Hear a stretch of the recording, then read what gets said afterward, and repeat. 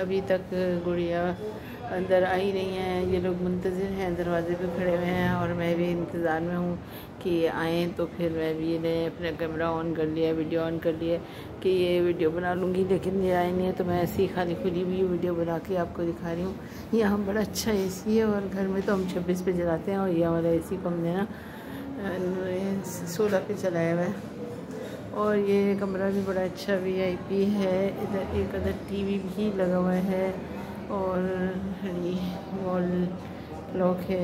एक अदर अच्छा सा सोफ़ा है और चेयर रखने की इजाज़त नहीं है कि, और अगर लोग हो जाते हैं ज़्यादा तो बैठने की जगह ज़्यादा लोग अलाउ ही नहीं है। तो ये सामान रखने की अलमारी है। ये बिस्तर पे चादर बेडशीट नई बिछा के गई है और मना करके गई है कि इधर अभी कोई ना बैठे, पेशेंट आने वाली है, लेकिन अभी तक पेशेंट आई नहीं है। खानों को साइड पे किया है।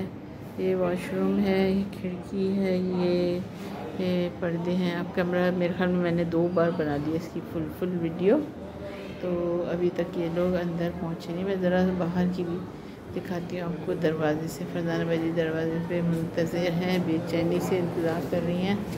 तो लोग आ रहे जा रहे हैं।